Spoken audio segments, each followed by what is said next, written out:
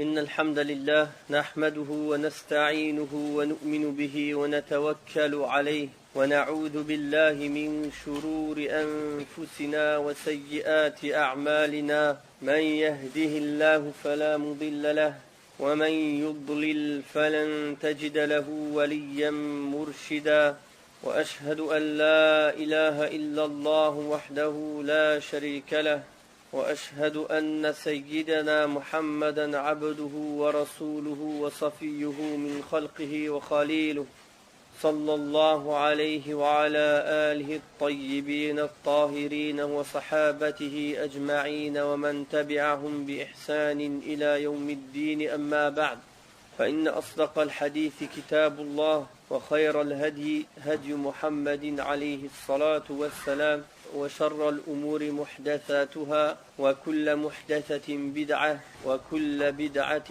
ضلالة وكل ضلالة في النار اللهم أجرنا من النار. Aujourd'hui, Inch'Allah, on va parler du chapitre de la connaissance des impuretés. Et ce chapitre est très important car avec ce chapitre, on connaît qu'est-ce qui est najis, de ce qui ne l'est pas.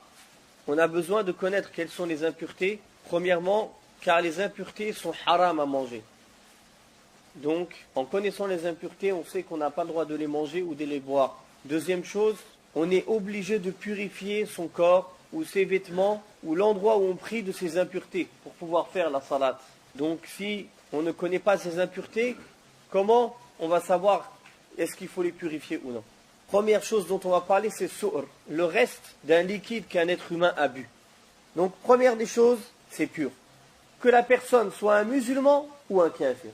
Car Allah subhanahu wa ta'ala a autorisé de se marier avec la juive ou la chrétienne. Si le su'r du kafir c'était impur, alors imagine, tu te maries avec elle, comment tu pourrais faire? Tu vas boire derrière elle? C'est ta femme, tu vas t'approcher d'elle?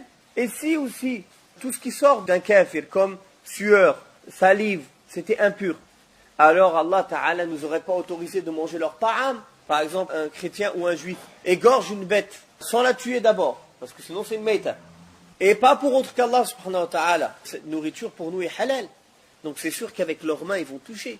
Donc si leur sueur ou leur salive était impure, alors Allah ta'ala ne nous aurait pas autorisé de se marier avec les femmes d'Ahl-Kitab et de manger leur nourriture. وكذلك, c'est connu min as-sahaba radiyallahu anhum, dans les marchés, ils achetaient aux gens du livre, ils leur vendaient des choses.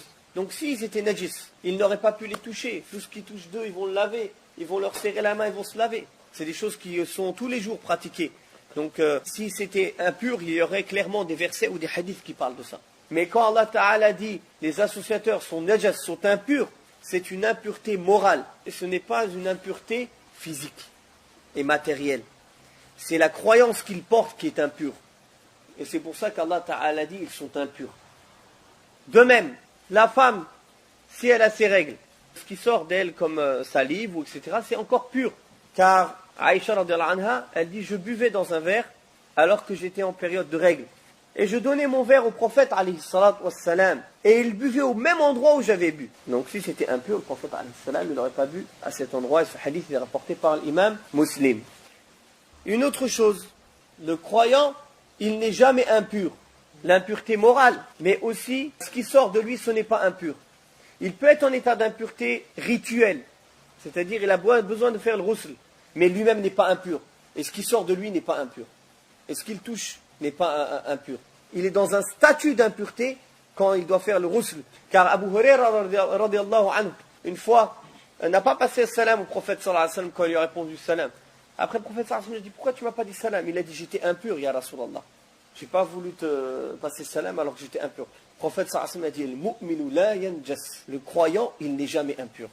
Pour lui dire que tu pouvais me passer salam. L'impureté, c'est un statut d'impureté. Tu as besoin de faire le ghusl, mais ce que tu touches, ta salive, etc., c'est pas impur. Kadhalika, une kafira, elle veut allaiter ton enfant. Est-ce que ce lait-là, il est pur? Oui, il est pur. De même, tout ce qui sort de l'être humain, la base, c'est que c'est pur. Et on a besoin de savoir ça, pourquoi? Si demain on te propose une greffe d'organes, Allah salam wa al-afiyah, Inch'Allah, on n'a pas besoin de se faire greffer. S'ils veulent te greffer un organe, Tu vas lui demander, attends, est-ce que cet organe, il vient de chez un kafir ou il vient de chez un musulman? De toute façon, c'est pareil, il n'y a pas de problème. Donc, il est permis de se faire greffer un membre, même s'il vient d'un non-musulman. Deuxième chose, le vomi. Est-ce que c'est pur ou c'est impur? Dans cette mas'ala, il n'y a pas un hadith ou une ayah qui parle clairement, mais la majorité des ulama, ils considèrent que c'est impur si c'est une grande quantité. Pourquoi? Ils font l'analogie, le qiyas, avec les excréments. Ils disent car c'est de la nourriture qui a changé. Même si elle n'a pas complètement changé, elle a changé déjà. Certains ulama, comme Ibn Hazm, considèrent que le vomi du musulman, c'est pas impur. Et d'autres, même parmi comme Cheikh Al-Albani, rahimahullah, considèrent que ce soit musulman ou non musulman, le vomi, c'est pas impur. Il dit car, al-aslu fil ashya al-tahara, il n'y a pas de nas qui dit que c'est impur, donc ça reste pur. Voilà que la majorité considère que c'est impur quand c'est une grosse quantité, donc vaut mieux s'en écarter, Inch'Allah. Troisième chose, el-mani, le sperme. Est-ce que c'est pur ou impur? Il y a divergence entre les savants. Wa-sahih min al-mas'ala, Inch'Allah, c'est que le mani, c'est pur.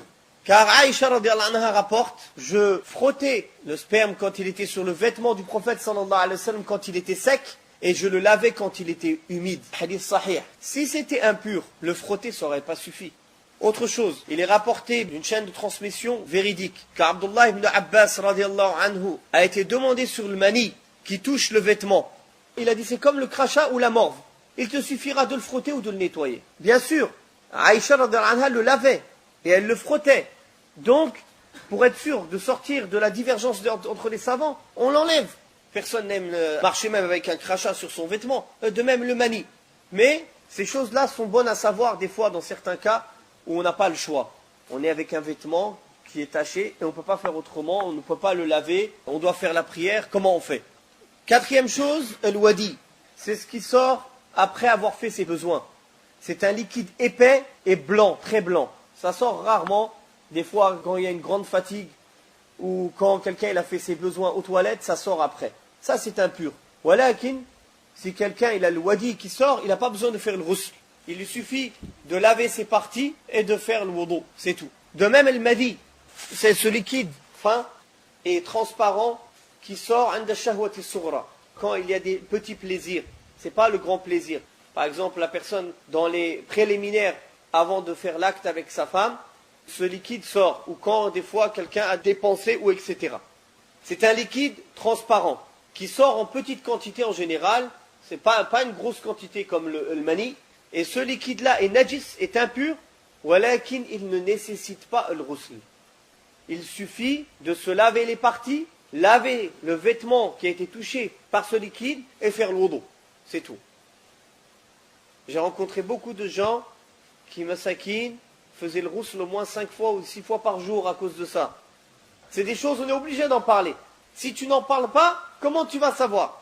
Il y a des gens qui disent, ah non, la chouma, moi j'en parle pas. Peut-être il est najis du matin au soir, il ne sait même pas. Ou peut-être il est en train de faire le ghusl du matin au soir pour rien du tout, il ne sait même pas. Ou il y a des gens, ils ont délaissé salat juste à cause de choses comme ça. Elle m'a dit, il faut savoir, mes frères, ça peut arriver chez les jeunes d'avoir beaucoup de madi. C'est pour ça, Ali, radiyallahu anhu, il a dit, j'étais un homme, j'avais beaucoup de madi. J'ai eu honte de demander au prophète sallallahu alayhi wa sallam parce que je suis marié à sa fille. Il a dit, alors j'ai envoyé quelqu'un. J'ai dit, va demander au prophète sallallahu alayhi wa sallam. C'est normal, c'est sa fille. Il a eu honte. Le prophète alayhi salam lui a dit, il te suffit de laver tes parties, de jeter de l'eau sur l'endroit qui a été touché par le madi et de faire l'eau. Donc, il y a 2 règles dans le madi. Celui qui en a rarement, il lui est obligatoire de laver l'endroit qui a été touché. Il ne suffit pas de jeter de l'eau dessus. Par contre, celui qui en a souvent, il lui suffit de jeter de l'eau dessus et il ne lui est pas obligé de laver le vêtement. Mais pour le reste, ils sont pareils. Ils lavent leur partie et ils font l'eau, obligatoirement. Ce hadith que j'ai cité, il est rapporté par Abu Daoud. C'est un hadith Hassan. Cinquième chose, c'est connu, c'est les besoins de l'être humain. Son urine ou ses excréments, c'est impur. Et bien sûr, ça nécessite le wudu. عن ابن عباس رضي الله عنهما والحديث متفق عليه. Le prophète alayhi salam est passé à côté de 2 tombes. Il a dit, ces 2-là sont en train de se faire châtier, mais ils ne se font pas châtier pour quelque chose qui paraît grand à vos yeux. Il a dit, l'un d'entre eux ne se nettoyait pas bien quand il faisait ses petits besoins. Ou dans une riwaya, il ne se cachait pas quand il faisait ses besoins. Il ne se lavait pas du tout. Mais ça rentre aussi la estanzihu, c'est-à-dire le fait de ne pas prêter attention d'être pur à cet endroit. Bien sûr, il ne faut pas exagérer. Allah subhanahu wa ta'ala, te demande des comptes que sur ta connaissance, sur ce que tu vois ou ce dont tu es sûr. Il ne faut pas que tu commences à avoir des doutes, ouvrir la porte à Shaitan. Ah, est-ce que j'ai encore des gouttes? Il y a des gens, masakin, ils utilisent le papier toilette jusqu'à qu'ils se blessent. Tellement ils ont des wes-wes. Jusqu'à la fin, après, ils ont des pertes. Ils n'arrivent même pas à contrôler ces pertes-là. Donc il te suffit de te nettoyer avec de l'eau ou même avec un Kleenex ou un papier. C'est suffisant. Quand on utilise une matière sèche, solide, pure, minimum 3 fois.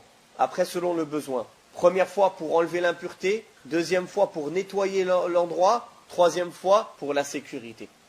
Par contre, il y a un hadith sahih.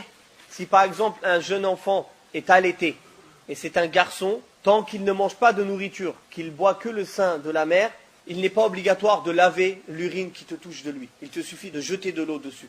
6e point, c'est el-maïta. C'est toute bête morte, de mort naturelle ou bien étouffée, qui n'a pas été égorgée selon le rite islamique. Car Allah subhanahu wa ta'ala a dit clairement, dans le sens des versets, dit, je ne trouve pas dans ce qui m'a été révélé quelque chose d'illicite à manger, sauf ce qui est d'une bête morte, du sang coulé ou la viande de porc, car c'est impur. Aussi, s'il a été coupé de la bête alors qu'elle est vivante, c'est considéré comme maïta. Par exemple, un bras ou une jambe a été coupée de la bête alors qu'elle est vivante. Alors ce bras-là est haram à manger, car le prophète alayhi salam l'a dit. Et ça, c'est un châtiment pour la bête, vous imaginez? Par contre, il y a certaines choses qui ne rentrent pas dans le maïta. Comme قال الله سبحانه وتعالى في القرآن الكريم ومن أصوافها وأوبارها وأشعارها أثاثا ومتاعا إلى حين. Donc l'aswaf ou l'ash'ar, toutes ces choses-là, ça ne rentre pas partie de l'maïta, même si ça a été d'une bête non égorgée. Par exemple, la laine qui a été prise d'une bête non égorgée, ou ses cheveux, ses poils, tout ça, Inch'Allah, c'est pur. Et Cheikh l'Islam Ibn Taymiyyah, rahimahullah, a rajouté à tout cela, toute chose qui ne garde pas en elle le sang, c'est pur. Les cornes, pareil, le poisson, même s'il est mort, il est halal.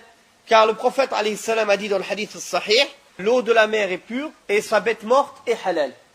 Parmi les choses qui sont exclues, des choses illicites parmi le maïta, la peau tannée.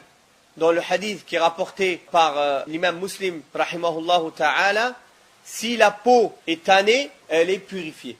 Sur cette question, il y a plus de 16 paroles différentes entre les ulama.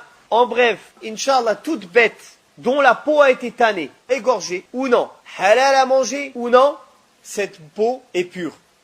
Il y a ikhtilaf pour la peau aussi du chien et du cochon. Certains disent que si elle est tannée, elle devient pure. Il y a certains ulama qui considèrent que le cochon et le chien sont des animaux qui ne peuvent pas se purifier.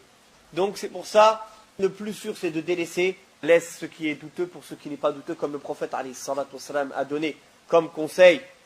Les gants en croûte de cochon, les sacs à main et les chaussures en croûte de porc à délaisser. Mais si quelqu'un il insiste à avoir ça, on ne peut pas lui dire clairement que c'est haram.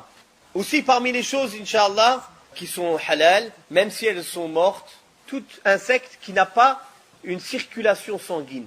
Ils ont du sang, mais ils n'ont pas de circulation. C'est halal. Quelqu'un, par exemple, il a besoin de manger ça. Il mange au temps du prophète, alayhi salatu wassalam. C'est déjà arrivé. Le prophète, sallallahu alayhi wa sallam, a dit, il m'a été autorisé 2 bêtes mortes et 2 sangs. Le poisson, la sauterelle.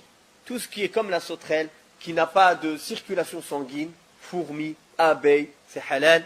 Les escargots, il y a un grand khilaf sur la question des escargots. Allahu a'lam, vaut mieux le délaisser. Au passage, les grenouilles, c'est haram. Car le prophète alayhi salam a interdit de tuer les grenouilles. Donc s'il a interdit de les tuer, je ne vois pas comment tu peux le manger. Wallahu ta'ala a'la wa a'lam.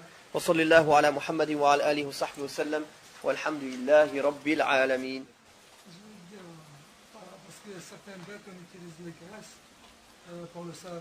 Alors il faut voir, est-ce que cette graisse a été transformée? Est-ce qu'il y a eu une transformation chimique? Si elle a perdu son état originel et qu'elle n'a ni goût, ni l'odeur, ni la couleur, ni les caractéristiques de la graisse qu'elle avait auparavant, qu'elle a changé, comme par exemple le cas des émulsifiants qu'on mange dans nos nourritures, monodiglycéride, d'acide gras, etc., E471, E460, tout ça, ça vient de la bête morte. Walakin, les ulama ont dit que c'est halal, car ça a changé. Ils ont perdu toutes ces caractéristiques. Par contre, s'il n'est pas transformé, c'est impur. Premier avis, et ça tout le monde est d'accord. Si le vinaigre s'est fait tout seul, c'est halal. Si c'est pas fait tout seul, c'est haram. Deuxième avis, si c'est les kuffars qui l'ont fait, c'est halal. Si c'est le musulman qui l'a fait, c'est haram. Pourquoi? Parce que si c'est le musulman qui l'a fait, le vinaigre, il a dû avoir du vin pour faire du vinaigre. Et c'était haram pour lui d'avoir du vin et de le transformer en vinaigre. Car le prophète, alayhi salatu wassalam, il y a une personne qui est venue le voir. Il lui a dit, il y a ces orphelins, leurs parents, il a laissé son père, il a resté en héritage le vin. Qu'est-ce que j'en fais? Est-ce que je le transforme en vinaigre? Il y en a, il lui a dit, transforme-le en vinaigre, garde-le. Le prophète sallallahu alayhi wa sallam, il lui a dit, verse-le. Parce qu'il va garder du vin chez lui. Et c'est interdit à un musulman de garder du vin. Parce que le vinaigre, avant d'être vinaigre, il est vin. Après, il devient vinaigre. C'est pour ça qu'on dit vinaigre d'alcool. Et le troisième avis, ils disent que ce soit fait par un musulman ou un non-musulman, c'est halal. Sauf que si c'est un musulman qui le fait, il est pécheur. Mais le produit en lui-même, il reste halal. Vous avez vu les trois avis? Wallahu a'lam. Moi, je pense que le vinaigre, c'est halal. Pourquoi? Parce que le prophète alayhi salam a dit, quel bon plat que le vinaigre. Deuxièmement, quelle différence entre un vinaigre fait tout seul ou fait par un être humain? À la fin, c'est le même produit. Le fait de le faire, ça peut être haram, mais le vinaigre à la fin, c'est halal. C'est plusieurs étapes. D'abord, il est jus, après il devient alcool, il s'alcoolise, après il devient vinaigre. Wallahu ta'ala a'lam.